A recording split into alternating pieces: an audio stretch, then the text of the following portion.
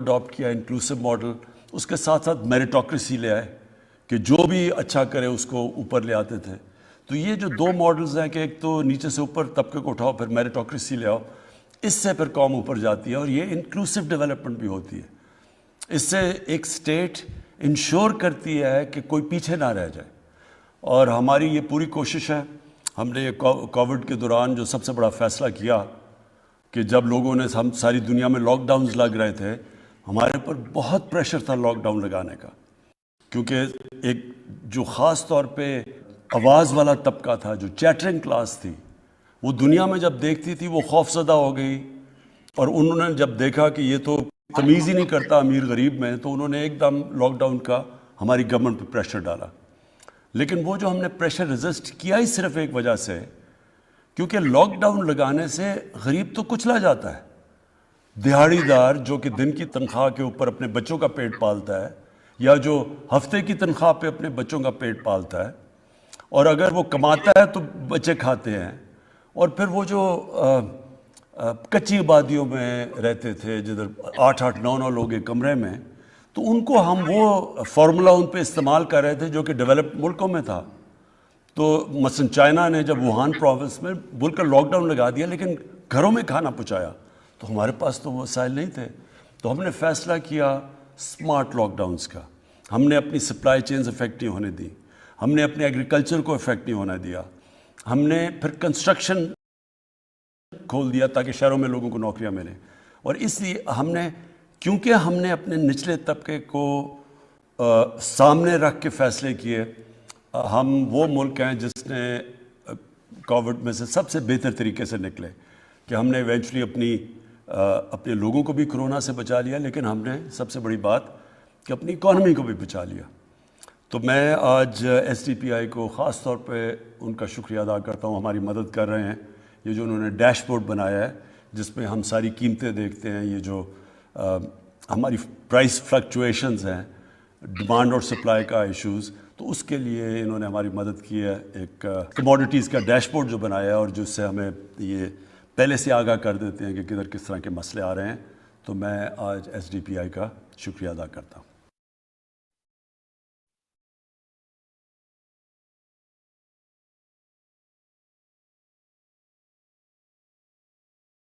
جی بہت مشکور ہوں پرائم منسٹر صاحب کا کہ انہوں نے اکنالج کیا.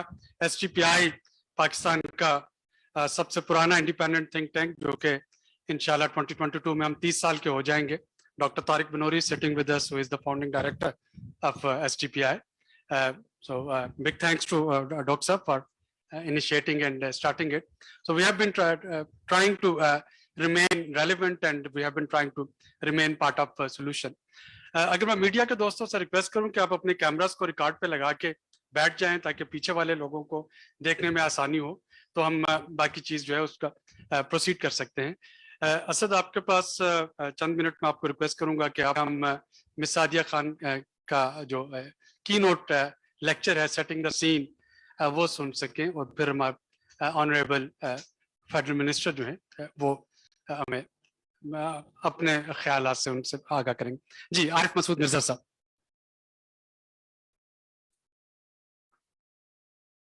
Thank you, Dr. Saleri. On behalf of the ACCA management team, I want to thank the SDPI leadership. We thank the Prime Minister's advisor on finance, Dr. Saleri, for joining us. I think just very quickly, a few messages from me. I don't think there was any hesitation when SDPI approached us to collaborate with them on this particular topic. If I cast my mind back 20 years ago, we collaborated with the SCCP at that time to launch the Code of Corporate Governance. And Sadia, the commissioner here is here today, and and she was part of the team then that gave rise to the Code of Corporate Governance, and she's here today. And I'm hoping that today we can also encourage SDPI, the Finance Ministry, and the Commission to look at these other two dimensions, the social dimension as well as the environmental dimension. I think for ACCA as an international accounting body, we very much realize that you cannot go on with an orthodox approach to financial management, an orthodox approach to financial reporting and financial accounting. there's too much now being left off the balance sheet and off the P&L account in the form of the value of natural capital, the cost of water, the cost of carbon, etc. And there's a realization within the financial community, within the accounting community, that more has to be done. And one of the most significant changes that has happened this week, last week rather, in terms of COP26, the IFRS Foundation, the International Financial Reporting Council, the board has announced that there is to be set up an international sustainability standards board alongside the IFRS, and that will be responsible for developing new standards alongside and with the validation, Dr. Benori, of GRI, with the validation of IOSCO, and with the validation of SASB and TFCD as well. So I think all of these changes are happening very rapidly. My last policy messages for the guests here and for the leadership here is really, let's set up whatever engagements we have to do in order to bring the Climate Change Ministry, the SECP, the Ministry of Finance, all the accounting bodies together so that we can start putting in the foundations of the architecture that went into establishing the Code of Corporate Governance, and then we can come up with codes of governance not only for financial viability, but for environmental viability as well as social viability. In terms of the theme of the conference, let's not leave anybody behind environmentally, let's not leave anybody behind socially either. Thank you, sir.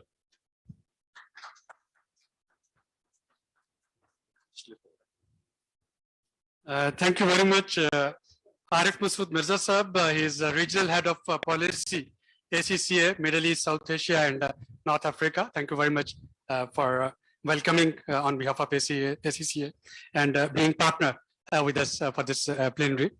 Now I would like to invite Ms. Sadia Khan, who is the Commissioner Securities and Exchange Commission of Pakistan, SECP.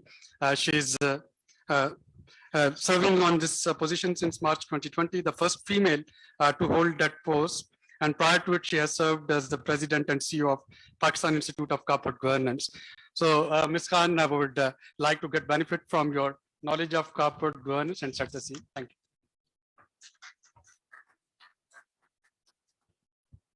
Bismillah Rahman Rahim.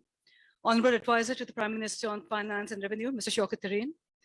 Mr. Arif Masood Mirza, ACCA Head of Policy, Middle East. Mr. Abid Suleri, Executive Director, SEPI.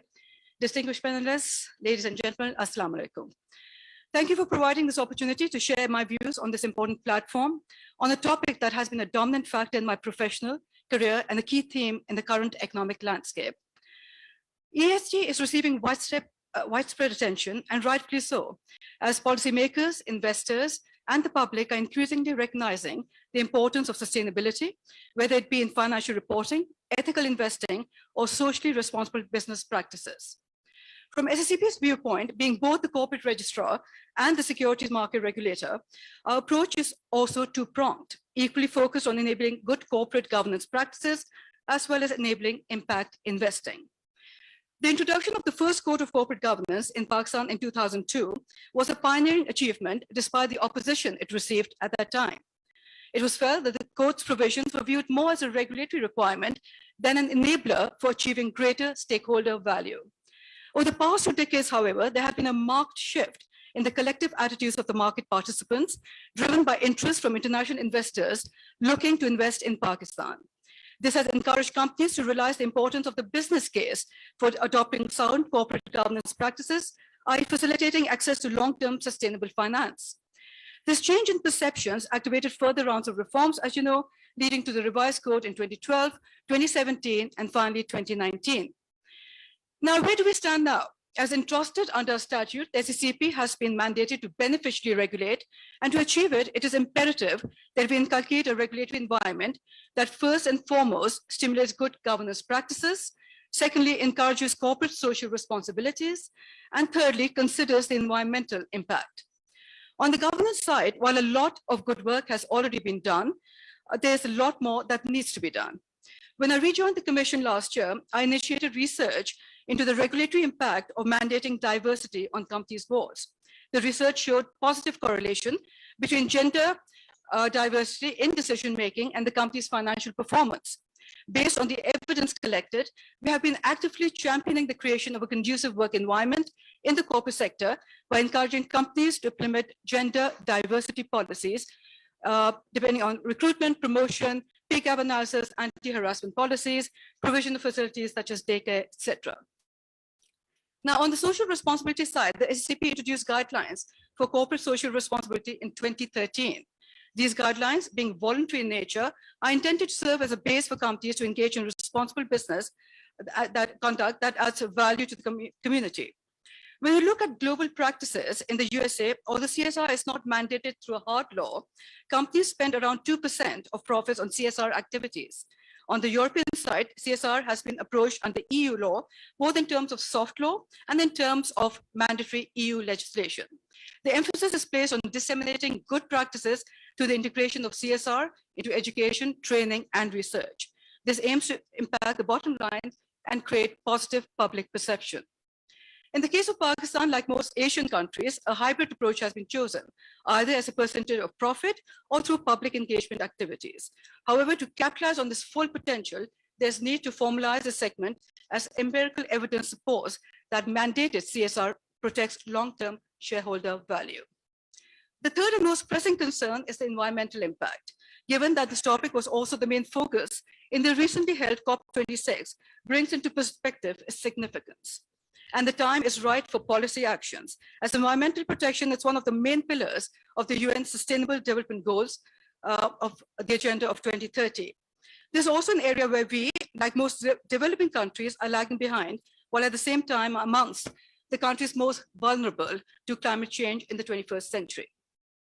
So what is the way forward?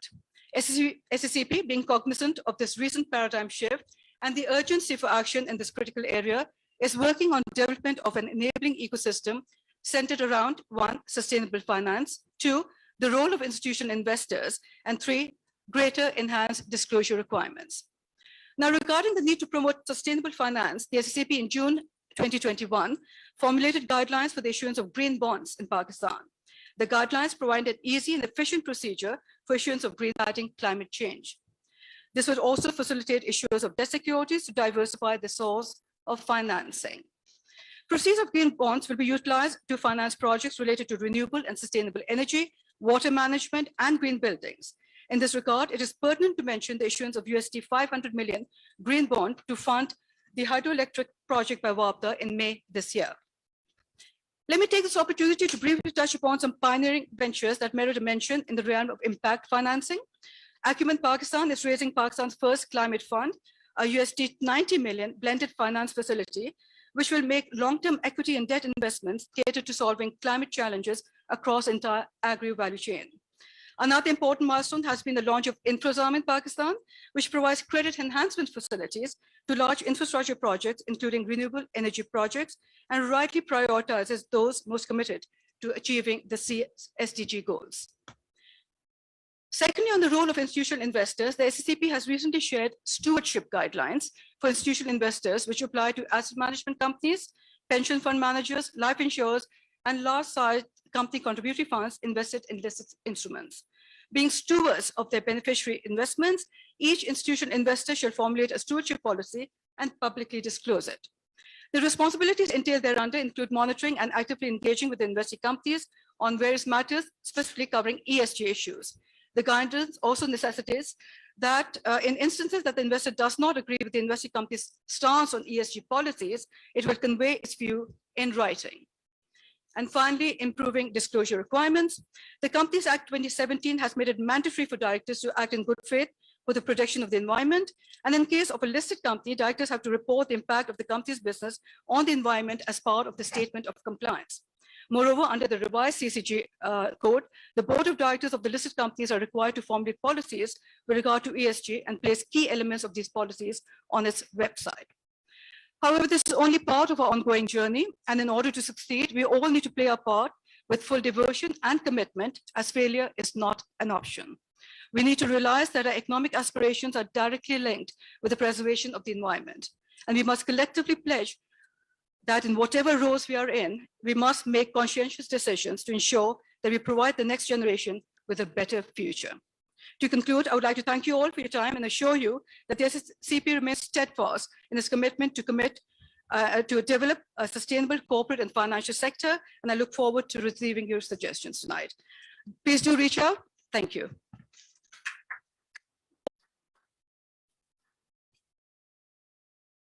Very much, Ms.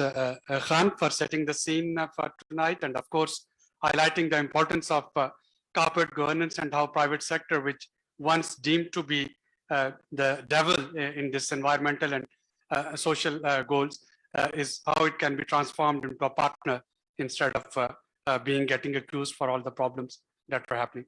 So thanks for setting the goal.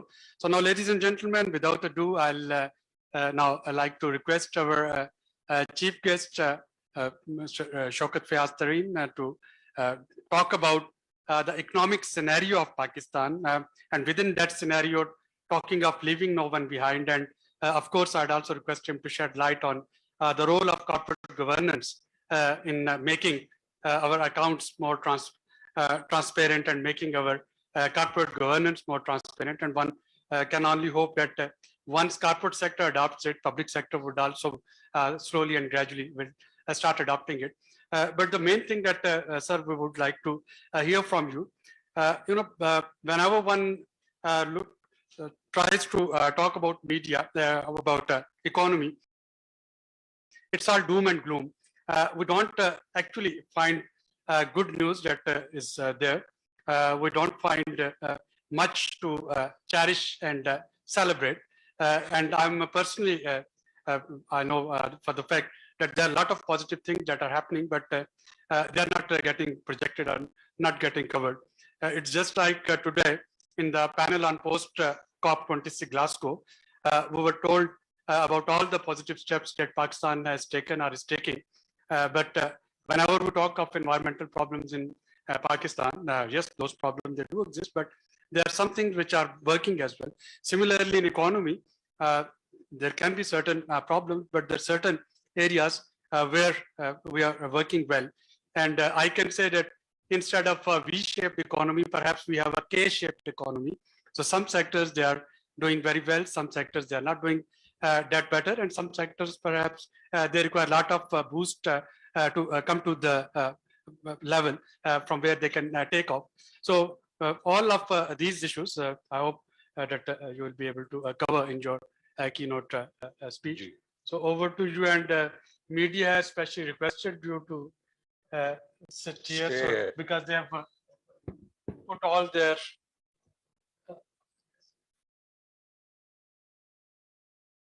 mics here.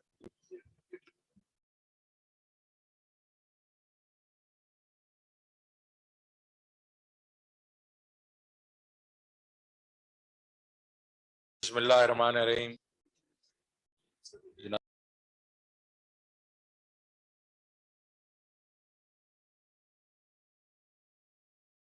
Abid Sulehri साहब, असद हमीद खान, बहुत जरूरी है कि हम हमारे मुल्क में क्या हो रहा है और क्या नहीं हो रहा। तो पहले तो मैं कुछ रोशनी डालूंगा कि हमारी इकोनॉमिक एक्टिविटीज कहाँ जा रही। इस वक्त हम कोविड से निकले हैं और कंसोलिडेशन हमारी जो है पिछले साल हुई है। तकरीबन 4% हमारी इकोनॉमी ने ग्रो किया।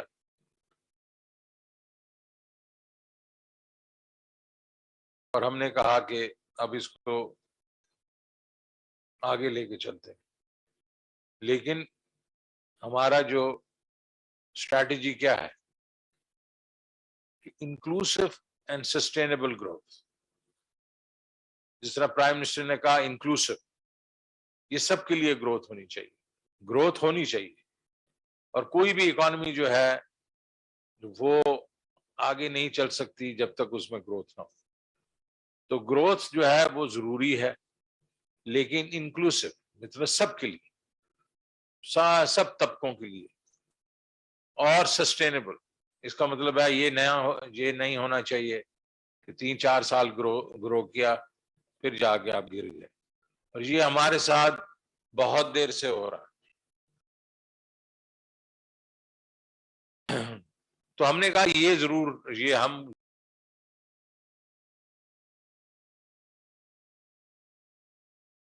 ضرور کریں گے کہ اس کو ایک تو انکلوسیو کریں گے. جو بچت ہے جس نے جا کے انویسٹ ہونا ہوتا ہے بعد اکانومی میں, وہ انتہائی کمزور ہے, 13 سے 14%, کبھی 15 سے 16 بھی ہو جاتا ہے. تو رول آف تھم بھی ہے کہ اس کو 4 سے ڈیوائڈ کر دے تو وہ سسٹینیبل گروتھ ہو جاتی ہے. تو اس کا مطلب ہماری سسٹینیبل گروتھ اس وقت تقریباً 4% ہے.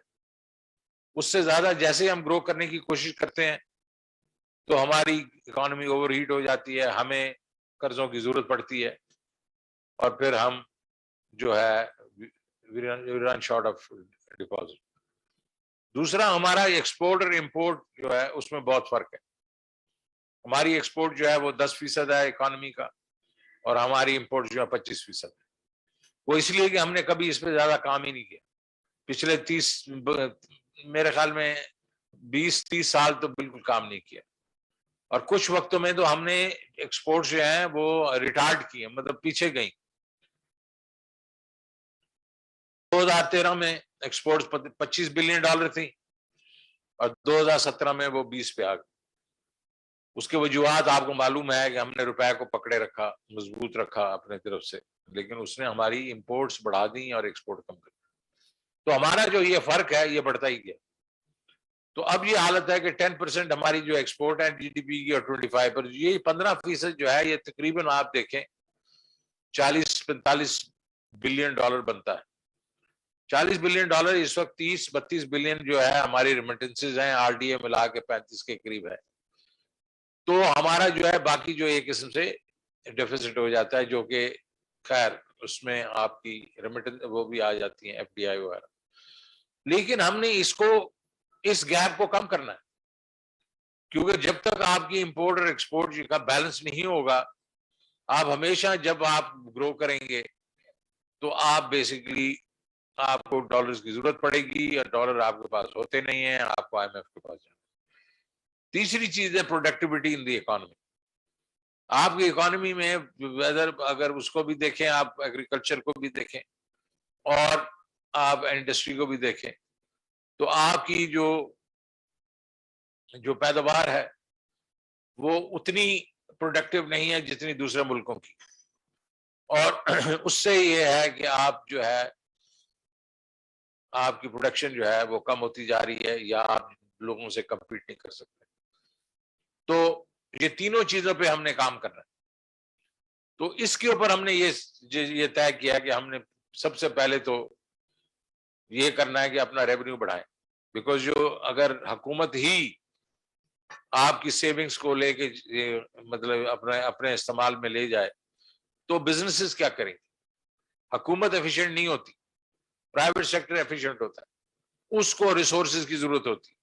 حکومت جو ہے وہ ٹریلینز آف روپیز جو ہے وہ جا کے مارکیٹ سے لے لیتی ہے, تو وہ پرائیویٹ سیکٹر کے لیے کچھ بچتا نہیں.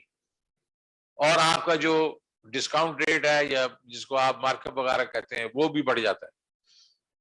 تو یہ پہلی ایک ہماری وہ یہ ہے کہ ٹارگٹ تھا کہ ہم نے اگر 6 سے 8% پہ بڑھنا ہے تو ہمیں ہمارا جو tax to G D P جو ہے اس کو کم از کم 20% ہونا چاہیے. ہم یہ 8% سے 10 سے 12% پہ بڑے عرصے سے گھوم رہے ہیں. اس سال آپ کو خوشی ہوگی کہ ہمارے ریونیو بڑھ رہے ہیں, اور جو 9% tax to G D P پچھلے سال تھا, اس سال شاید ہم اس کو 11.5% پہ لے کے چلے جائیں گے. اگلے سال اس کو تقریباً 14% پہ لے کے جائیں گے انشاءاللہ, اور اگلے 4-5 سال کے اندر یا اس سے بھی کم ہم اس کو 20% پہ لے کے جائیں گے. لیکن ٹریجیکٹری ہماری صحیح جا رہی ہے, بیکاز ہم نے اس کو جو ہمارا ایف ڈی آر ہے اس کو تھوڑا سا ریویمپ کرنے کی کوشش کر رہے ہیں. ہم کہہ رہے ہیں کہ یہ لوگوں کو تنگ نہ کریں, ہراس نہ کریں. لوگ ٹیکس دینا چاہتے ہیں لیکن کیونکہ ان سے ڈرتے ہیں تو وہ نیٹ میں ہی نہیں آتے. تو ہم ٹیکنالوجی کو یوز کر کے براڈنگ بھی کر رہے ہیں, زیادہ سے زیادہ لوگوں کو لے کے آ رہے ہیں, اور ریٹیل کو بھی ہم ٹیپ کر رہے ہیں. اس وقت ہمارا آپ کو معلوم ہی ہے 3 ملین صرف لوگ ٹیکس دیتے ہیں, انکم ٹیکس. اس میں 1 ملین جو ہے وہ تو جمع کرا دیتے ہیں کھاتے, لیکن اس میں 0 ہوتا ہے ٹیکس جو پے کرتے ہیں. تو 2 ملین سمجھے آپ, 218 ملین لوگوں میں سے صرف 2 ملین ٹیکس دیتے ہیں. اس کا مطلب ہے یہ بہت کمزور ہے, یہ اسٹیٹسٹک بہت کمزور ہے. تو اس کو ہمیں مضبوط کرنا پڑے گا. دوسرا, ہماری retail sales total 18 trillion rupees کی ہیں سال کی, اس میں ہم صرف کیپچر کرتے ہیں 3.5 ٹریلین. یہ بھی ہماری یہاں جو ہماری پرفارمنس ہے وہ کمزور ہے. اور کسٹم میں بھی آپ کو معلوم ہے یہ کافی شکایات آتے ہیں کہ اوور انوائسنگ انڈر انوائسنگ ہوتی ہے, اس کو بھی ہم ٹھیک کرنے کی کوشش کر رہے ہیں. تو نیٹ ہم یہ چاہتے ہیں کہ ہمارا ریونیو بڑھے تاکہ پھر ہماری جو حکومت ہے وہ قرضے نہ لے اور لوگوں کو یہ جو کریڈٹ ہے یہ پرائیویٹ سیکٹر کے پاس جانا چاہیے. دوسرا اس کا ہمارا ہدف کیا ہے؟ دوسرا ہدف یہ ہے کہ ہم ایگریکلچر کو بڑھائیں. پچھلے 20-30 سال ہم نے ایگریکلچر کو اگنور کیا. ایگریکلچر کو اگنور کیا تو ہم نیٹ فوڈ ایکسپورٹر سے ہم نیٹ فوڈ امپورٹر بن گئے. اب ہم گندم امپورٹ کرتے ہیں, چینی امپورٹ کرتے ہیں, دالیں امپورٹ کرتے ہیں, جو پام آئل اور سویا تو ہم ویسے پہلے امپورٹ کرتے تھے.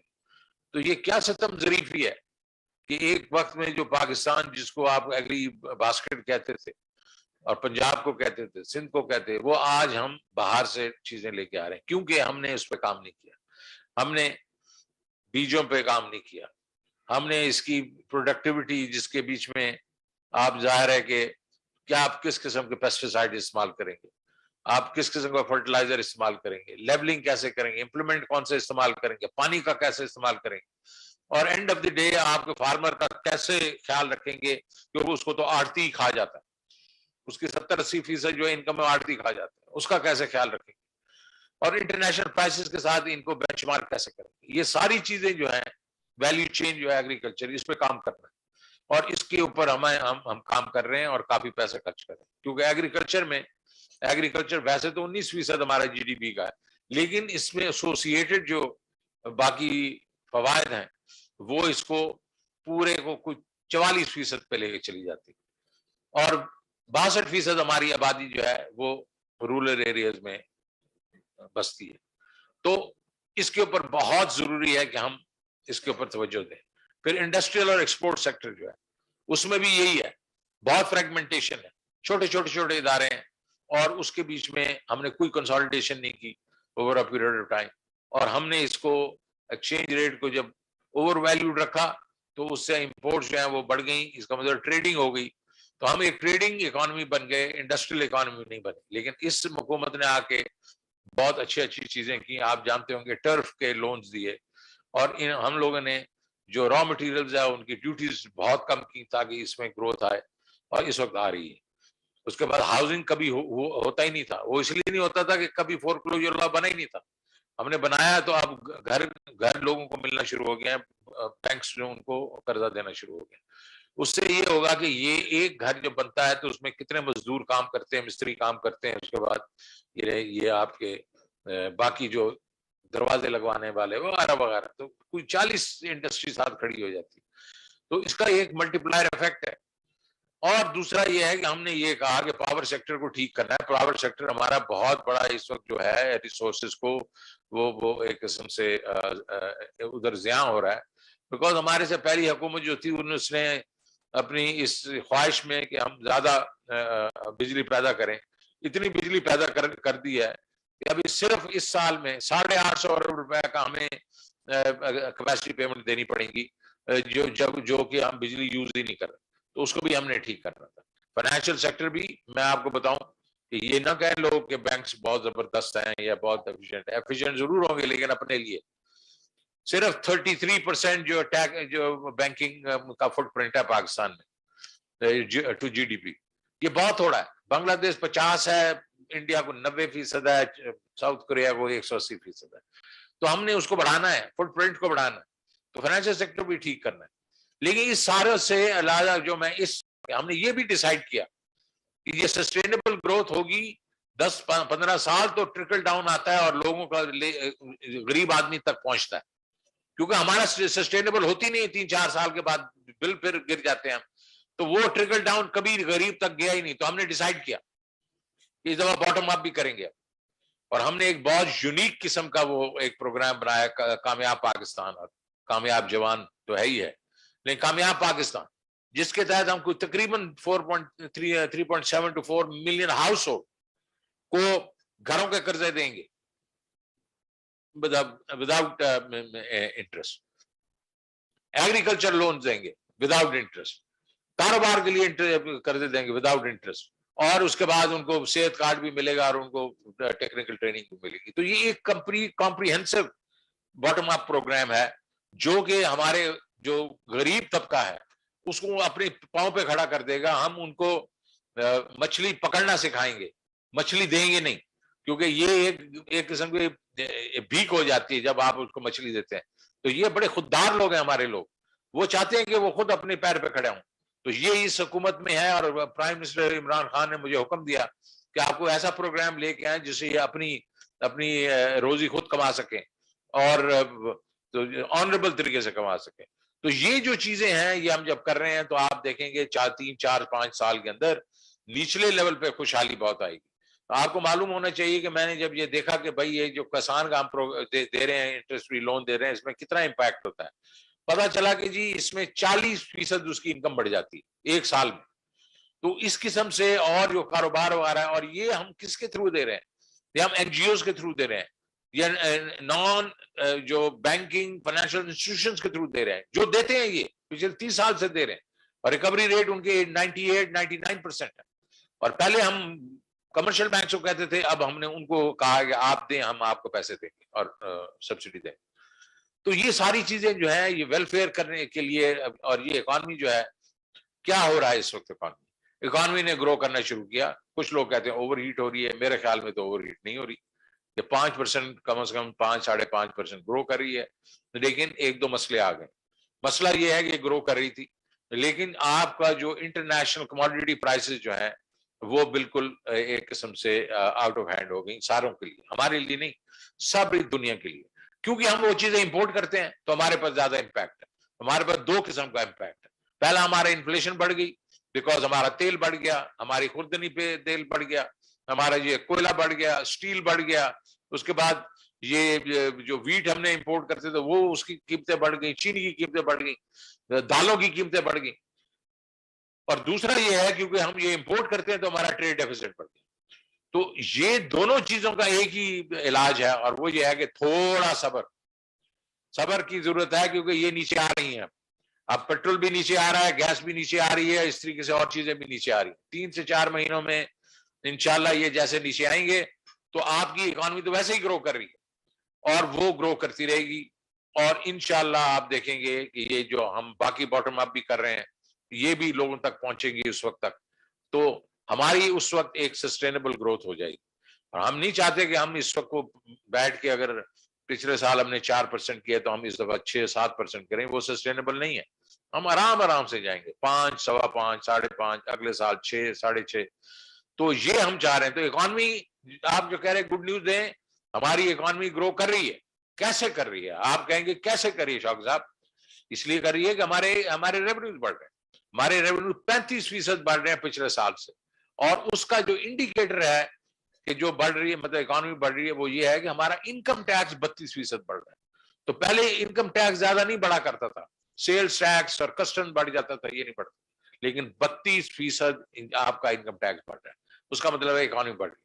دوسرا جو آپ کی جو بجلی ہے اس کی جو ایک قسم کے جو کھپت ہے وہ 13% بڑھی ہے پچھلے سال سے. اس کا مطلب ہے اگر بجلی کی کھپت بڑھ رہی ہے تو کچھ نہ کچھ تو بڑھ رہا ہوگا نا, کوئی انڈسٹری بڑھ رہی ہوگی, کچھ کام آگے چل رہا ہوگا. تو یہ چیزیں انڈیکیٹرز ہیں کہ جس سے پتہ چلتا ہے کہ ہماری اکانومی بڑھ رہی ہے. ہمیں یہ سٹریس ہے قیمتوں کا, اور وہ انٹرنیشنل کموڈیٹی پرائسز کا ہے. اس میں ہم پوری کوشش کرتے ہیں, پرائم منسٹر پوری طرح کوشش کرتا ہے کہ نچلے طبقے کو تو ہم پروٹیکٹ کریں. ابھی یہ احساس جو راشن پروگرام ہے یہ 20 million house hold, 20 million house hold کا مطلب ہے کہ 13 کروڑ لوگوں کے لیے انہوں نے کہا کہ آپ کو 30% ہم 3 چیزوں کے اوپر وہ ریبیٹ دیں گے, مطلب چھوٹ دیں گے, وہ کر رہے ہیں. اس کے بعد احساس کے اور بھی پروگرامز ہیں, میں نے جس طرح کامیاب پاکستان کی بھی بات کی. اس کے بعد انہوں نے ایک بہت ہی عمدہ پروگرام کیا, اور وہ یہ ہے کہ آپ کا جو صحت کارڈ ہے, صحت کارڈ جو مطلب یہ ہے کہ دنیا میں ایسے نہیں ہے کہ یونیورسل ہو. وہاں جو امریکہ میں بھی دیکھ لے, برطانیہ میں, وہ کچھ نہ کچھ پیسے لیتے ہیں آپ سے, لیکن یہاں بالکل 7-8 لاکھ روپیہ جو ہے پوری فیملی کے لیے آپ جہاں بھی مرضی جائیں خرچ کر سکتے ہیں. تو یہ چیزیں ہم کر رہے ہیں, لیکن ہم یہ بھی دیکھ رہے ہیں کہ یہ اس پہ ہماری لوور مڈل کلاس کو, اربن جو ہے اس پہ سٹریس ہے, اس پہ بھی ہم کوشش کریں گے کہ اس کو ہم کسی طریقے سے ٹیکل کریں.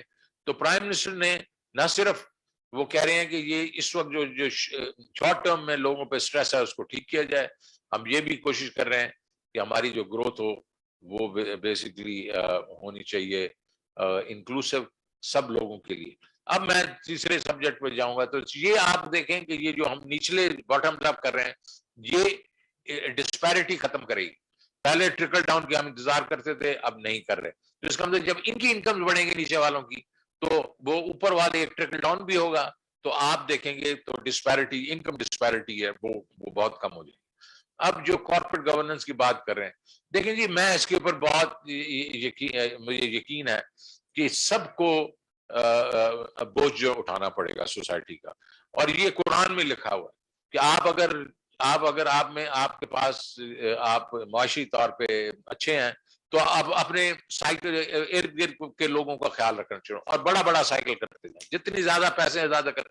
وہ کہتے ہیں اپنے پاس اتنے پیسے نہ رکھیں کہ جو آپ کو پھر آپ اس کا استعمال ہی نہ کریں. یہ قرآن میں لکھا ہوا ہے ہر جگہ. لیکن ہم کیا کر رہے ہیں, بہت لوگ ہمارے جو ہیں وہ چیریٹی دیتے ہیں, اور میں I'm glad وہ دیتے ہیں, اور یہ CSR بھی ہماری جو کمپنیز بہت کرتی ہیں, لیکن سارے نہیں کرتے. آج دیکھیں کہ ہمارے لسٹڈ کمپنیز ہیں, اس کا پچھلے سال کے جو پروفٹ سے 950 ارب روپے, جہاں 950 ارب روپے کے پروفٹ تھے, اس میں سے کتنا ان لوگوں نے اپنے امپلائیز کو دیا یا ارد گرد بانٹا؟ میرا نہیں خیال کہ انہوں نے کافی زیادہ بانٹا ہے. تو میں ان کو اس وقت یہ ریکویسٹ کروں گا, بیکاز یہ کمپنیاں جو ہیں یہ اربن ایریاز میں ہیں, اور ہمارا لوگ کون پس رہے ہیں اس وقت؟ Lower middle class and middle class urban areas میں, اور ان کو آپ نے اپنے لوگ ہیں آپ کے لیے, آپ اپنی ان پروفٹ میں سے کچھ پیسے دیں, اب CSR کریں یار. تو میں تو یہ پرائم منسٹر نے بھی اس دن آپ کو ریکویسٹ کی ہے, میں پھر سے ایک دفعہ ریکویسٹ کرتا ہوں کہ یہ جو پیسے, کیونکہ کمپنیاں بہت پیسے بنا رہی ہیں, تو آپ شیئر کریں لوگوں کے ساتھ. لوگ پس رہے ہیں اس وقت, تو یہ اربن ایریاز میں, رورل ایریاز میں ان کو کراپس بہت اچھی ہو رہی ہیں, ان کو کوئی مشکل نہیں ہے. اوپر والے جو ہمارے سیگمنٹس ہیں ان کو کوئی مشکل نہیں ہے. ریسٹورینٹ بھرے ہوئے ہیں, گاڑیاں بک رہی ہیں, آن منی جو ہے وہ 6-9 مہینے کی ہے لوگ دے رہے ہیں, لیکن جو اور نچلے کلاس کو ہم ویسے پروٹیکٹ کر رہے ہیں. یہ جو لوور مڈل کلاس اور مڈل کلاس اربنائٹس ہیں, یہ پلیز آپ ان کو ہیلپ کریں. اور اس میں CSR, اچھا جو کارپوریٹ گورننس کی بات ہو رہی ہے, یہ دیکھیں کہ کارپوریٹ گورننس ایک ایسی چیز ہے کہ جیسے آپ گورنمنٹ گورننس, یہ ایک کڑوی گولی ہے, لیکن یہ کڑوی گولی جو ہے یہ وہ ہے جو آپ کے جسم میں آپ کو جو آپ کی بیماری ہے اس کو دور کر دیتی ہے. کہ جب گڈ کارپوریٹ گورننس میں جاتے ہیں تو آپ کی جو کمپنیز ہوتی ہیں وہ پریڈکٹیبل ہو جاتی ہیں. وہ لوگ جو باہر جو اینالسٹ بیٹھے ہوتے ہیں وغیرہ, وہ جب جو لسٹڈ ہوتی ہیں اس کے بیچ میں زیادہ پیسے ڈالتے ہیں, ان کو معلوم ہے کہ یہ جو ہے ان کی گڈ کارپوریٹ گورننس ہے, اس کے بیچ میں یہ سائنڈ آف ہوتی ہیں, کیونکہ آپ کے اس وقت PIGC جو بھی ہے وہ سارے ریٹ کرتے ہیں, باہر کی ریٹنگ کمپنیز بھی کرتی ہیں. تو آپ کارپوریٹ گورننس کو امپروو کریں. ہماری کارپوریٹ گورننس کافی امپروو ہوئی ہے, اور آئی ایم گلیڈ کہ سعدیہ یہاں انہوں نے بھی اس پہ بہت کام کیا ہے, پہلے لوگوں نے بھی کام کیا ہے. لیکن کارپوریٹ گورننس جو ہے ہماری جو اکانومی کے لیے اچھی ہے, بیکاز اس سے یہ ہے کہ بیسٹ پریکٹسز جو ہوتی ہیں وہ پھر لوگ شیئر کرتے ہیں. اور میں ایک دفعہ پھر اینڈ پہ آپ کا شکریہ ادا کروں گا کہ آپ نے مجھے بلایا اور مجھے موقع دیا کہ میں جی. اچھا, یہ مجھے بات کریں کہ لوگ امپورٹس پہ بہت پریشان ہیں. میں پہلے کہہ چکا ہوں, لیکن جی امپورٹس جو ہیں وہ جو بڑی ہیں وہ 3-4 چیزوں کی بڑی ہیں, اور 3-4 چیزیں وہ ہیں جو ہم امپورٹ جو ہمارے کوئی چوائس نہیں ہے, اور وہ کموڈیٹیز ہیں. کس کی بڑی ہیں؟ پیٹرولیم کی بڑی. 12-13 بلین ڈالر کی ہم پیٹرولیم پروڈکٹس امپورٹ کرتے تھے, اس دفعہ ہم اس وقت جو چل رہا ہے وہ 24 بلین. اس کا مطلب وہ بہت بڑھ گئی ہماری. پچھلے مہینے میں ایک مہینے میں 2.5 بلین $2.5 बिलियन की हमारी पेट्रोल प्रोडक्ट्स की जो इंपोर्ट्स थी, इंक्लूडिंग कोल। उसके बाद हमारी जो एडिबल ऑयल है वो $600-700 का जो टन था वो आज 1400 का, वो डबल हो गया, ये खुद नहीं तेल जो है। इसी तरीके से स्टील की प्राइसेस बढ़ गई क्योंकि जाहिर है थोड़ी सी बात दुनिया में कोविड की वजह से शॉर्टेजेस हुई हैं। तो अगर ये 3-4 रॉ मटेरियल्स भी थोड़े बढ़े हैं और उसमें तो अगर आप देखें कि पिछले महीने में मैं देखूंगा लोगों ने कहा जनाब आपका तो एक महीने में तकरीबन $1.4 बिलियन जो है वो आपके इंपोर्ट बढ़ गई हैं। तो बड़ा सिंपल है उसका, 500 मिलियन जो है वो बड़ा तेल की कीमतों में, 250 रॉ मटेरियल्स हुए, उसके बाद वैक्सीन हमने कुछ 350 मिलियन की हमने इंपोर्ट की जो फंड हो जाती है नीचे जाके, लेकिन है, और 100 जो है खुद नहीं तेल वगैरह का। तो 1.2 बिलियन आउट ऑफ 1.3 बिलियन तो यही है। तो इसलिए ये सारी चीजें जो है ये अब नीचे आ जाएंगी, जैसे जैसे प्राइसेस नीचे आएंगी ये कम हो जाएंगी। तो ये ओवर हीटिंग ऑफ इकोनॉमी से नहीं है, ये सप्लाई साइड की जो डेफिशिएंसी है उससे आ रही है।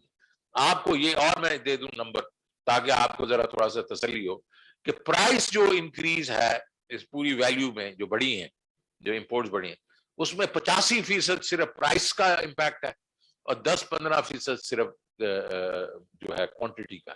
तो इसका मतलब है क्वांटिटी इतनी नहीं बढ़ रही, इसका मतलब डिमांड नहीं है को बहुत आउटरेजस नहीं होगी, ये सिर्फ प्राइस की वजह है। और प्राइस जैसे नीचे आएगी तो ये सब चीज ठीक हो जाएगी। तो ये इस वक्त हमारा तो ये मोटो है, हमारा लीडर भी कहता है, मैं भी कहता हूं, घबराना नहीं। Thank you.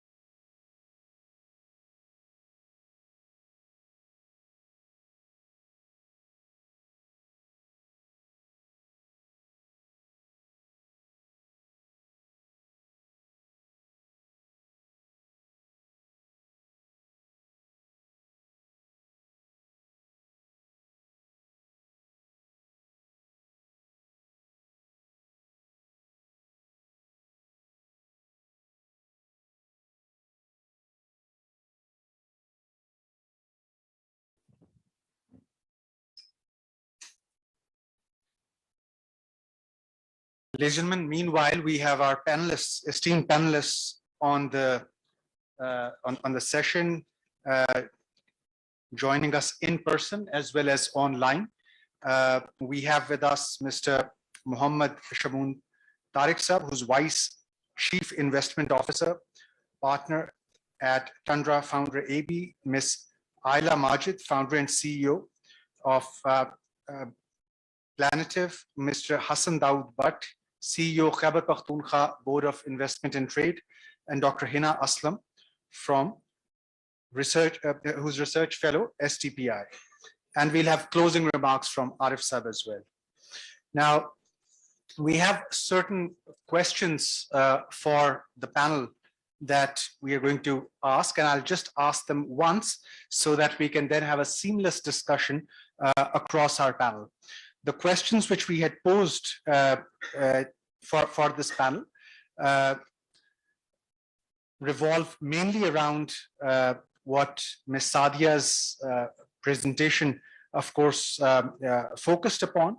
And I think one of the major costs of businesses is, of course, to actually work around understanding and compliance of those codes of corporate governance.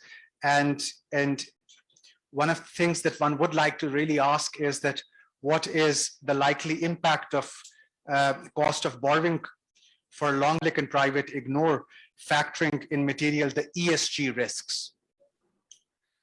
And increasingly subsidized finance in the form of green finance is being made available via commercial banks as well as international bond markets. So one would like to know what is the nature of green financing and its benefits in reducing both carbon footprint and social harms.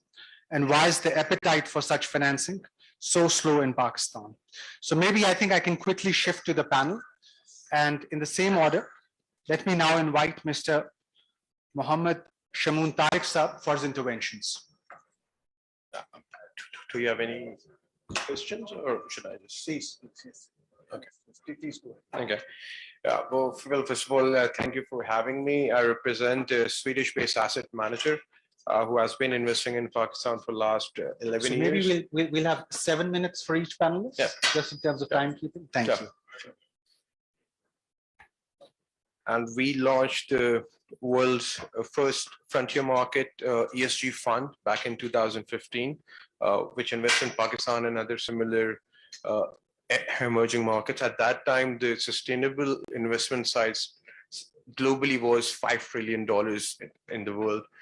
And today, out of $70 trillion global assets, $40 trillion are now chasing the ESG assets, which means that more than half of the global investments are going into the ESG or green or sustainable investments for that matter. And what we predict in the next 3 to 5 years, we'll actually see 90% of the assets going into the ESG compliant assets, which means that Pakistan at this point in time stand a risk of not getting investments if we do not comply the ESG criteria. And as we see it, Pakistan is far behind into that. Just to put it in perspective, Pakistan is a signatory of United Nations 17 Sustainable Development Goals that includes environment, gender equality, water, food, along with the others. And by 2030, we need to comply by that. But looking at the state of affairs, we are actually lagging behind on that. My apologies. If I can just request the media colleagues, I understand that they are wrapping up, but if you can just be as quiet as possible, please. Thank you. Sure. No worries. So as far as Pakistan's concerned, I guess unless we increase the ESG standards in general, Pakistan might not be investable in next 3 to 4 years. When we talk about the foreign investment, which Prime Minister and the finance advisor just talked about, I think that would never materialize. And if you look at the last 5-6 years, more than $6 billion have actually outflown from Pakistan. And we might not be able to see those investments coming back for that matter. As a foreign investor, we had to sell, say, a cement company a year ago, which was just because of the ESG scoring that we get. So that was screwing up our carbon footprint of a portfolio. And I guess similarly is all the major investment fund managers globally are taking that path. So for Pakistan, we don't just have to improve on the E side of it, but also on the social impact and on the governance side of it. One major area where I see in Pakistan is lacking is we talk about CSR, but I guess the world has moved from CSR to ESG and actually ESG to the sustainability part of it. And as far as CSR is concerned, it's more like giving a bigger 100 rupees rather than taking him to the school and make them study and earn for their future. So Pakistan, in terms of the governance and the corporate sector, I think there are a lot of loopholes that are going to be a troublemaker for Pakistan. As you know, in this export sector, we have got the GSP plus status from the European Union, which primarily hinges on the sustainability efforts. So if we are not complying with the sustainability criteria of the European Union, we might not actually get the GSP plus, which means we might not be able to export. So whatever the government or the Prime Minister talks about increasing exports, bringing in investments, it is very much linked to the ESG efforts. It doesn't matter how much economic growth are you going to get. If you're going to get your economic growth from the, say, fossil fuels or environmental unfriendly or social injustice, you would actually not be able to get that funding at all. So it's very important that we embed the ESG criteria in our government making, in the government policies, but at the same time at the corporate sector. Unfortunately, there has been some efforts on the environmental side of it, which is good for the country. We don't have to undermine the efforts of the government. But I think on the other social impact issues, whether it relates to water, it relates to the food or other areas, unless we improve our standards there, I don't think Pakistan can actually achieve the exports targets or those investments coming into Pakistan. Thank you. Thank you very much. This was Mr. Mohammad Shamoon Tariq Saab, and let me now take the same discussion to, I can see on the screen, Ms. Ayla Majid is here with us, and maybe Ayla, I can come to you with the same discussion thread, but maybe if you would also like to connect with our keynote today as well as Finance Minister's speech, please feel free to do that. Please continue. I may not be able to interject my online speakers. So just in terms of timekeeping, both of you would have 7 minutes each, please. Ayla, over to you. Thank you, Waqar. So I am very pleased to be part of this very, very important discussion. Thank you to STPI and ACCA for organizing this. So talking about ESG, I think it is extremely important that we understand that it is not only one of those things that seem to be nice to sort of implement and carry on with, but it is really the need.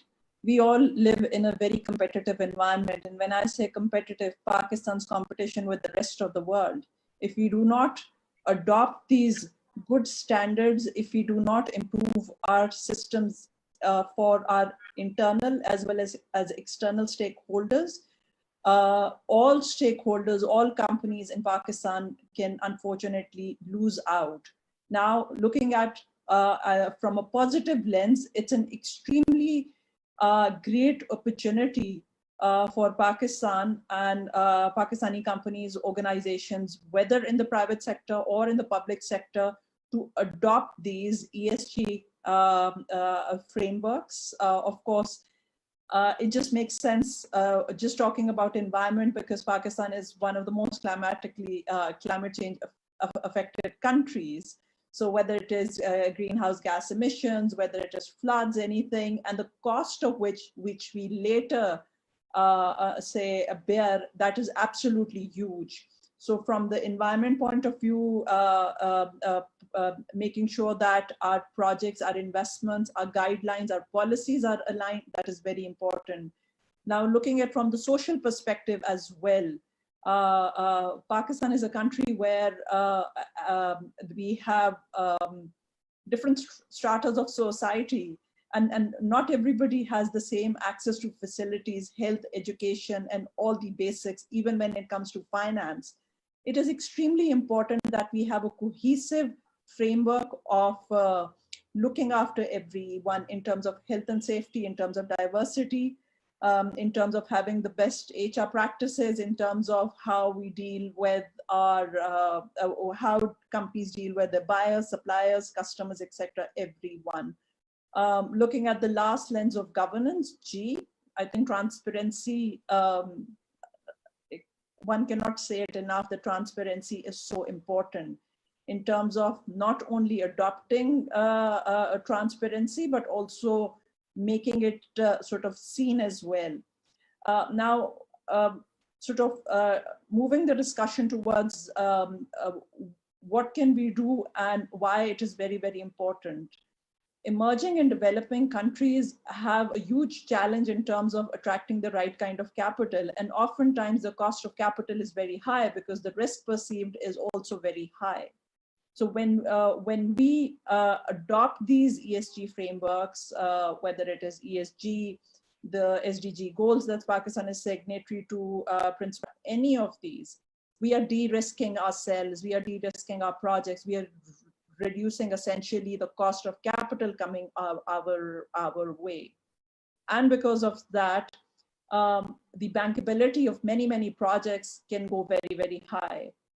These days, in the sense that the last few months, the capital markets are very concerned that a lot of foreign portfolio investment is going out. If we provide an opportunity and a reason for foreign portfolio investors to come and stay in Pakistan and even enhance their stake, I think we can really benefit. When we look at the global numbers committed to climate change finance or green finance, they run in hundreds of trillions of dollars. So it is so huge, and we just need to sort of do a few things and be very consistent in that in order to sort of get the best out of it. Another important thing where the finance professional and the accountants come in, integrated reporting.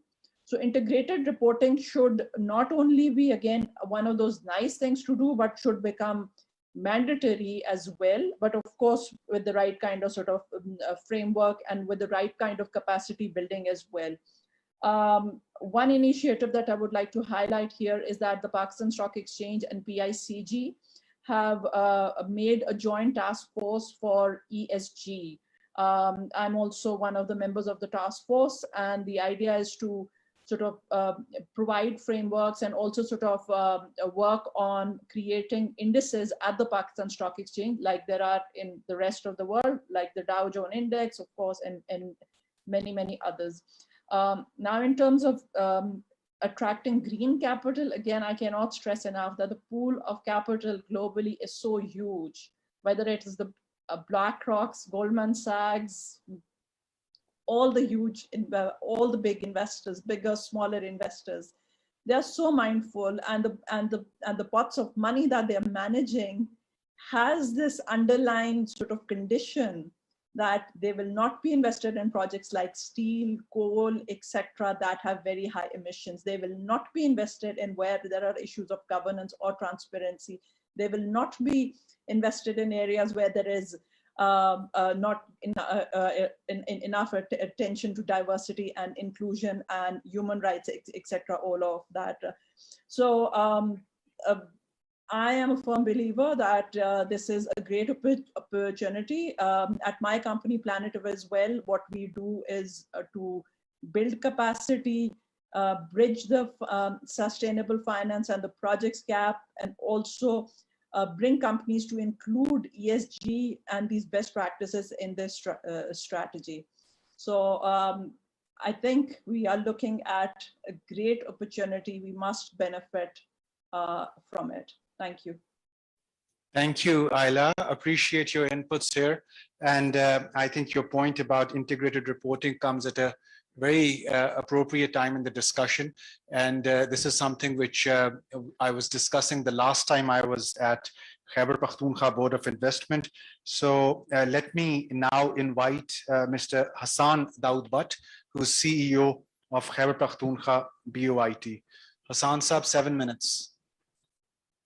So thank you very much. I would take even less because I'm traveling and there's a connection issue. So clearly, you know, the purpose of this discussion, hats off to SDPI, ACCA for bringing it up at this forum, bringing all the leadership, and that perhaps in itself is a reflection how inclusive development is so important for us, how is green development so important for us, and especially for provinces like Khyber Pakhtunkhwa, which are blessed with enormous natural resources. But what we need is perhaps fast integrated development, connecting less developed areas to urban centers so that we can synergize and each and every member of the society of the province can actually benefit from the richness that the God has gifted us.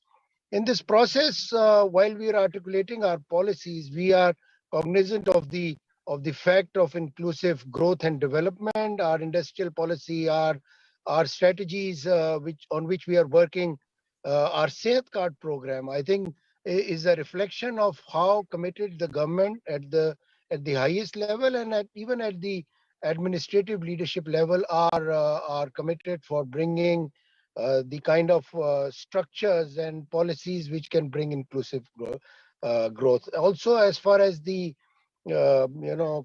increasing competitiveness and reducing corruption, I think our program of digital connectivity within all nodes of the governance spectrum are one window. I think that would provide us a lot of leverage vis-a-vis other provinces, because as sitting in the board of investment, I look at other provinces as our competitors. I want to attract more sustainable investment in each and every sector that can actually bring socio-economic development. And that can only happen if we pose ourselves and also project ourselves as a right destination where such investments would be taken care of. Therefore, we would look after the all investors, all traders who are actually bringing right kind of inclusive growth and development in our province. So all in all, I think in a post-COVID environment where we are all struggling to survive and keep our economy moving, leadership at the corporate level, I think at the administrative level also need to have empathy in their approach, so that this growth can actually benefit each one of us. And unless we do not do that, all our policies, because world is changing fast, and I think COVID has made us to realize how important it is that all segments develop together, how important the environment is, and therefore we want to, while use our natural resources in producing energy and other resources, we also need to preserve them. We also need to preserve our forest and bring more forestation in our development agendas. So if we cut one tree, we should, for development and building roads, we should plant 100 times more, so that the world remains greener, safer, and there is inclusive development, which is for all. Thank you so much. Thank you indeed, Hassan Saab, and glad you could join while you were on the road. Thank you for your participation. Let me now turn to Dr. Hina Aslam, please, Dr. Saiba. Thank you so much, Dr. Waqar, and thank you so much for such an enlightful discussion that has been happening. I would just like to begin with something I have read somewhere in the history, which I cannot remember the exact name, but in the times of Spanish who were trying to invade England in the history, they had parked these small ships near the coast in France, and where the people thought that, okay, that's just small ships, it's not going to do anything with us, it's not going to harm us, without reading in between the lines and thinking that there could be better ships behind them, and they could have been prepared better. Likewise, this ESG tower has been rising. And like my colleague has already said, that the investor, the governments, the businesses who will not be able to adopt these SDG practices on time will never be heard, or will not be having any space in this world. So what does actually ESG means? Environmental social governance is just not a buzzword for another sustainability that we are talking about. But what it means is more accountability, more practical approach to how much harm we are causing to environmental resources, how much we are causing to the social dimensions, and how much we are economically gaining or benefiting from them. So basically, it enhances the transparency of how we are taking into account all the aspects that needs to be undertaken to ensure what we are discussing today is sustainable development. And as we have seen in the latest trend in the 2020, and also in the overall world, where the businesses, the banks, the financial institutions are opting towards these best practices, why not Pakistan? Are we ready to take a ride on this? We do see lots of commitment from SECP, with the initiatives in the social impact assessments, the bonding, the the investment bonds. There's yet to be a long way to go forward, and think actually beyond what we are doing at the moment is mostly confined to, let's say, in the projects in the energy sector, where we are doing the environmental impact assessment and the strategic environmental impact assessments. I think these are a wonderful parameters where these issues are being addressed, but ESG goes beyond than that. It actually brings into more of the disclosure accountability, more disclosure in terms of quantifying the cost that is associated with an environmental destruction loss, with the impact on the natural resource management, and all. So this is what my other colleagues have also mentioned, and for me as well, that ESG is being driven by, of course, two dimensions. The one is the demographic, by the investors, by the consumers, and the other one is the climate change. To address climate change at this time of the era, coming back from the COP, considering the huge financing gap we need, these SDG practices will be playing a vital role in this transition that we are all talking about, and saving this planet. Because now sustainability is, just like I mentioned, it's not a buzzword. It's the health of the planet. It's us that we are all living together, and the situation is not favorable, as we see, as the science tells us. But what we can do, how can the financial institutions,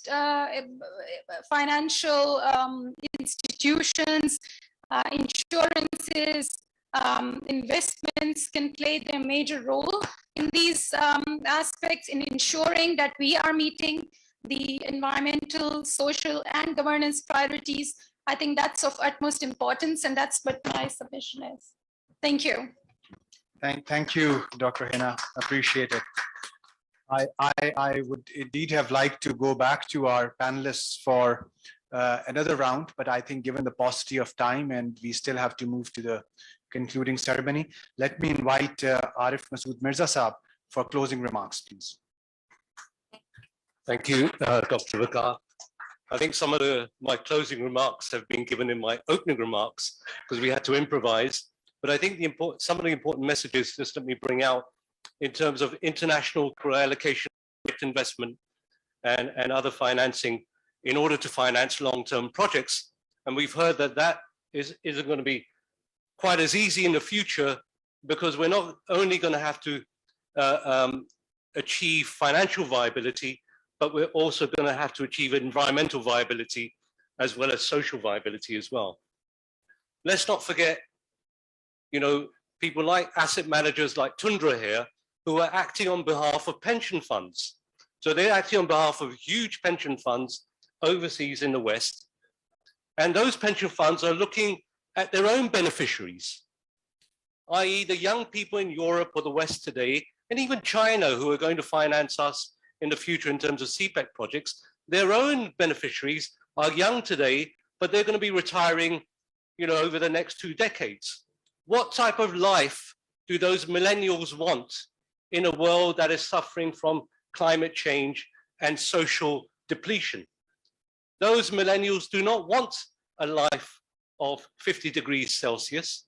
They don't want a life of forest fires. They don't want a life of economic refugees. They don't want a life of climate refugees. That's why people like Shamoon are asking the questions for international investment. Do you have the right ES dimensions in order for our investments to be there in the long run and to cater to preserving the environment and actually adding value to the environment? It's not enough now to just preserve the current state of the environment or the current state of the social dimension. You have to improve it. You have to add value. At the moment, it's depleting. So I think the other message is, why does this matter so much to the accounting profession? Yeah, the ACCA members who are here today, often in the accounting profession, we like to believe that we're going to save the world. You know, it's often repeated again and again that accountants, you know, within the profession are going to save the world. Well, not on their own. It has to be a collective saving of the world. All we can do is record the financial transactions, deliver financial reporting, audit those financial reports, and then say to investors like Shamoon that here's a credible set of financial statements. And then if you cast your minds back to what happened in the late 80s, so the collapse of Bcci Bank, you're all familiar with that because it had Pakistani origins within it. And then you had the collapse of the Robert Maxwell Group, Polypec, a Turkish origin company. All that happened in the late 80s to the early 90s.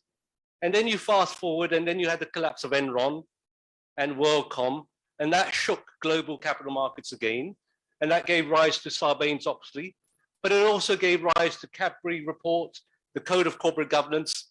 And then fast forward to 2008, and I've heard their names mentioned earlier on, the collapse of Goldman Sachs, Bank of America, Citicorp, all those things which were partly nationalized by the American Treasury because they were falling under. But what has happened is that we put in codes of corporate governance because there was a research, empirical evidence to suggest that good governance resulted in financial sustainability. Governance meant that share value appreciation could result over the long term. Companies would survive financially. But ladies and gentlemen, what's happened in the decades since is that the ES dimension has been raising its head, and the ES dimensions are equally as important as the governance dimension. And unless we put in the building blocks of having a code for ENS alongside the G, we will not be able to be ready for attracting future long-term investments. We have to do it. We have to even build up ES auditors. I don't think you can rely upon the financial auditors to provide all the expertise. Why not allow Pakistan to be the first country to initiate ES auditors? Have that segment of your professionals trained. So I think there has to be a lot of research done for us to ensure that we can build the ES capabilities for the future. We have to collaborate. I mentioned earlier on that I believe the policy interventions required now I asked Sadia when she was here whether there was any standing committee between the SECP and the climate change ministry, and there wasn't. You know, how can we here talk about building up our ES managerial capabilities and not have any dialogue between those two departments? So there has to be that, and you know, and I would love to collaborate with SDPI in encouraging that engagement between the two. State Bank as well has developed green lending guidelines, but again, they have to be drawn into this dialogue. The last thing that Shaukat Tareen mentioned was that banks have been allowed to build up their reserves. I think 900 billion was the figure he mentioned in terms of profits accumulated by banks. How much of that has gone to the workforce? We all know what the C-suite CFOs and CEOs of banks get, you know, 65 lakhs a month, 75 lakhs a month is some of the salaries that CEOs of banks are getting. Whereas the minimum wage for a janitor at a bank is 20,000 rupees a month. So, and governance, corporate governance only talks about the remuneration of the C-suite. Corporate governance doesn't touch upon the inequalities of the workforce. Why retain all this earnings when you're not growing anyway in terms of the number of branches, etc.? Yeah. So, you know, real questions have to be asked of governance and its ability. Dare I mention, and I was talking to Asad about this earlier on, dare I mention that the Sialkot incident happen on an industry factory floor. Yeah. At its core, it's about respecting diversity and inclusion. We really need to invest in our ability to add value to our environmental and social governance dimensions here in Pakistan. So I'd reach out to all the institutions here today, and I think we should take this opportunity to invest more in this area. Thank you. Thank you, Arif Saab. This was a very powerful call to the cause, so really appreciate you for that. And I think as we move towards the close, let me also thank ACCA for this partnership. I think we've come, both STPI and ACCA have come a long way. And this is not our first STC. For many who don't know, of course, we've been collaborating on these issues, on issues of mutual interest for quite some time. It's good to do this in a post-COVID environment, if one can call it a post-COVID environment, hopefully. So let me thank both Arif Saab, Asad Saab, their teams, of course, who have been around here to help us out with this. For this session, I also want to thank the team of the finance minister, some of them that I can see over here, for bringing the finance minister here and really allowing us to hear his views and allowing him to, of course, permitting him to hear what, of course, the powerful presentation from the Commissioner SSCP, which she presented. And let me also thank from STPI's side, the plenary organizers, Dr. Sajid Amin and Dr. Mohsin Kazmi. So with this, maybe a round of applause for our panelists who are here and those who are online. Dr. Akkar, can I just add a small point following up with Arif Saab? So we at STPI,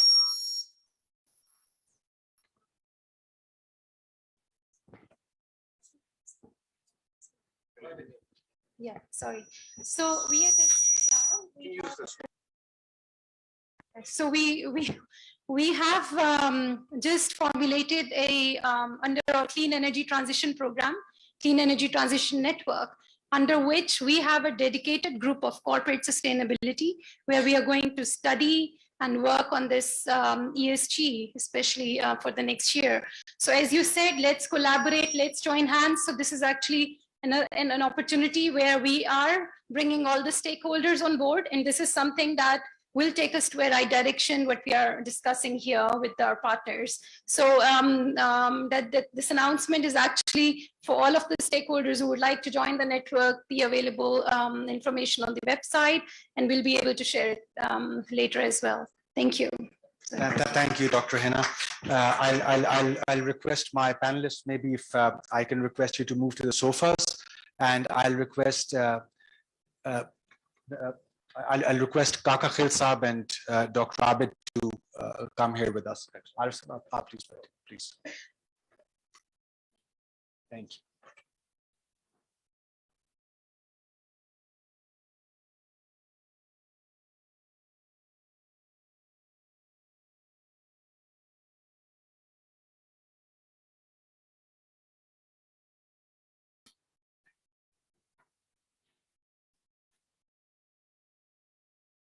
Good evening, ladies and gentlemen. I am Aisha Elias, Coordinator, Advocacy and Policy Outreach. A very warm welcome to you all once more as we now begin the closing plenary of our 24th SDC. It has been 4 intellectually immersed days, and we are honored and happy to have shared them with our esteemed partners, panelists, and audience, both in person and online. This now brings us to the presentation of Excellence Performance Award, which is presented to members of Team STPI for their outstanding performance throughout the years. May I request Dr. Suleri to please announce the names of the recipients of the year's award. Thank you, Aisha. Ladies and gentlemen, we have merged the 2 plenaries. We thought, because we have already overflown time, so we are concluding it. The performance award is actually awarded at the concluding ceremony of each conference on the basis of overall performance of the year.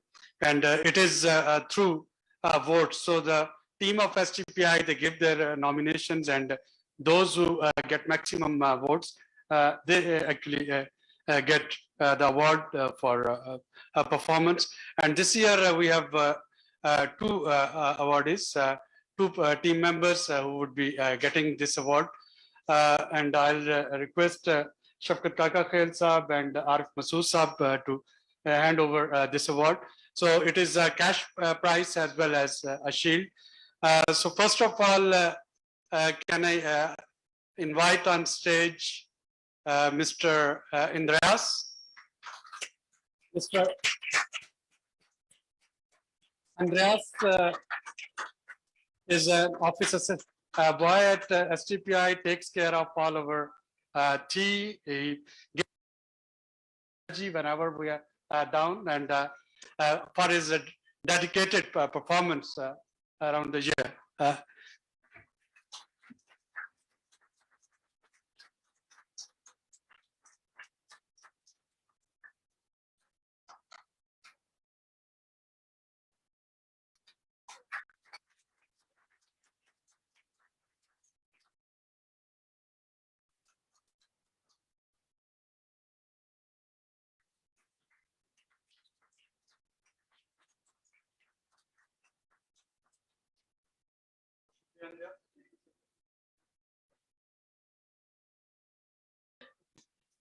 And the second recipient for performance award, वो भी इसी कमरे में बैठे होंगे, हमारे driver हैं रियाज.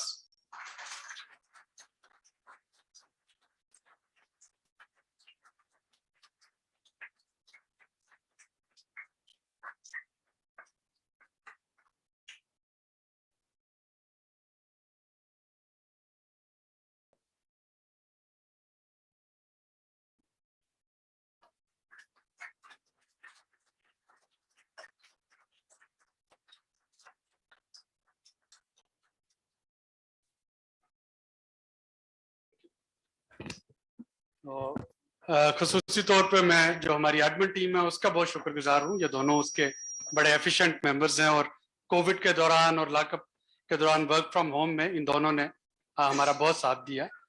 तो इस साल में जो मैक्सिमम नॉमिनेशंस आई वो इन दोनों के लिए I, and the award goes to them.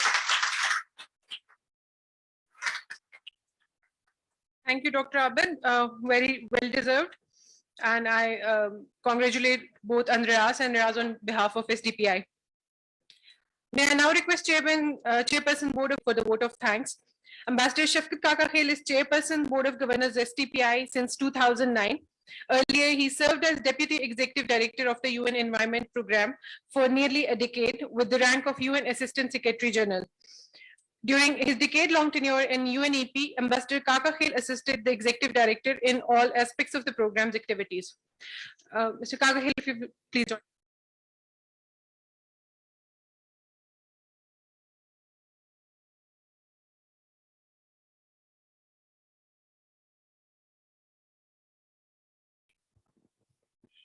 Dear friends, it's always my very pleasant duty to make remarks at the opening and the concluding sessions of our annual Sustainable Development Conference.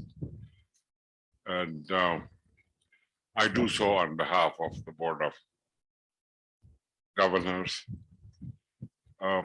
As I mentioned the other day at the presidency during the opening plenary, this 24th SDC is the second SDC that is being held while not only Pakistan, but the entire world is dealing with this deadly pandemic, COVID-19. And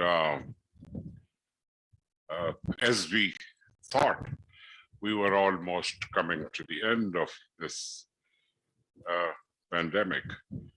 Um, the pandemic revealed its capacity to mutate and come up with new variants. We had the Delta variant, and now this new one that was identified in South Africa. But the theme of the SDC is a very good one, and that is to that beyond the pandemic, the rebuilding should be in such a way that that we not only make good the damage, repair the damage caused by the pandemic, but leave no one behind, because the pandemic has indeed caused major issues for the vulnerable groups. And there are harrowing stories of people who were, for instance, in the tourism business. Some of them have had to beg in streets because of the loss of livelihood during the pandemic. Anyway, SDPI staff complied with all the instructions, the guidance concerning the pandemic, and continued to perform their duties. And I think I can say it with great pleasure and pride that they have done an extremely impressive job. As far as this session of the SDC is concerned, this is one of the heaviest, one of the richest, comprising 10 plenaries and some 28 concurrent sessions.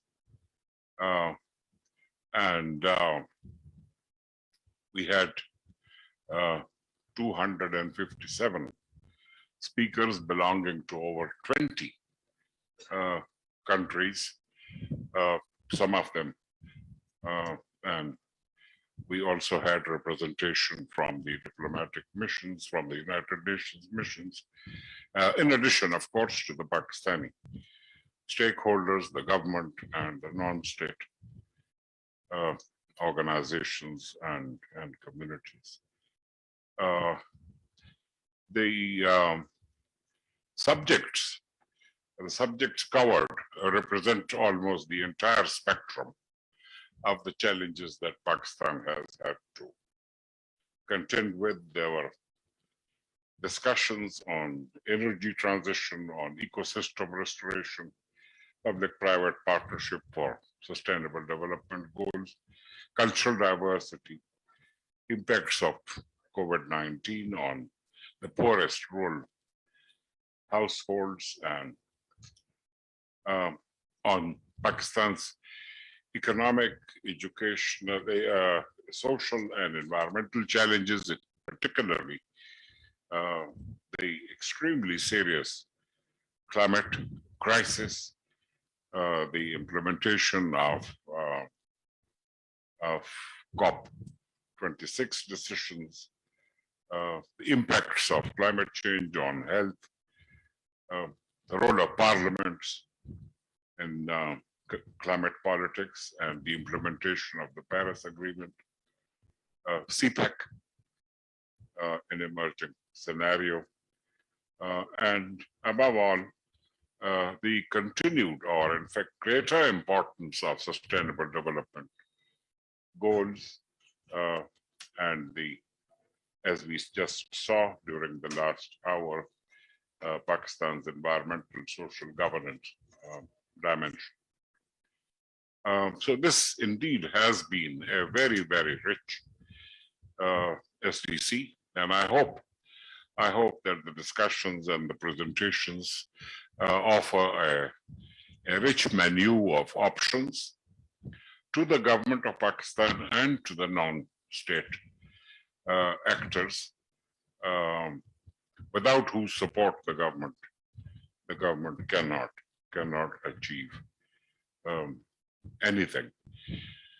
So it is my very pleasant duty and function to thank all of those who are responsible for the success of this conference, the government ministers, the corporate sector heads, the representatives of the diplomatic corps, the diplomatic missions, the chairs and panelists in various sessions, and above all, the rank and file of SDPI, particularly Uzma, Harun and her team, who have worked overtime to develop a very robust and meaningful program. And we should also thank our local hosts, the hotel, which also made special efforts to ensure that the discussions take place, that there are no interruptions and problems.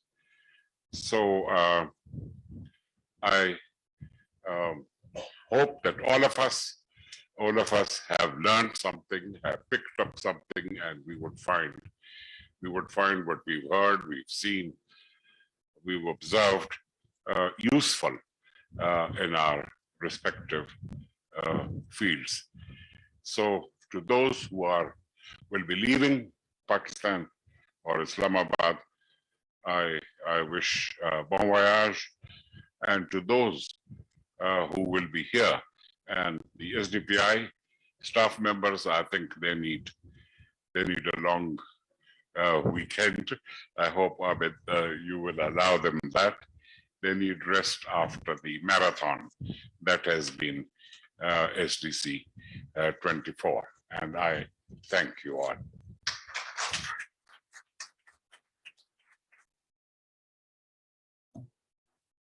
Thank you, Ambassador Kakakir, especially for putting forward our case.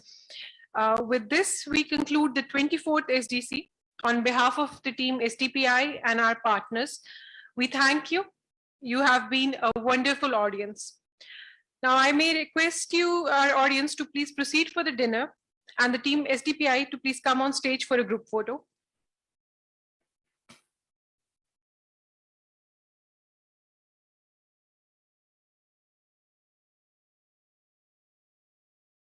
छुट्टी अब चूंकि chairperson board of governor ने announce कर दी है, so I don't have a veto power, तो कल STPI में छुट्टी होगी, so it's a long weekend. लेकिन जिन लोगों ने कोई रिपोर्ट्स वगैरह करनी है, प्लीज रिमेन अवेलेबल ऑनलाइन।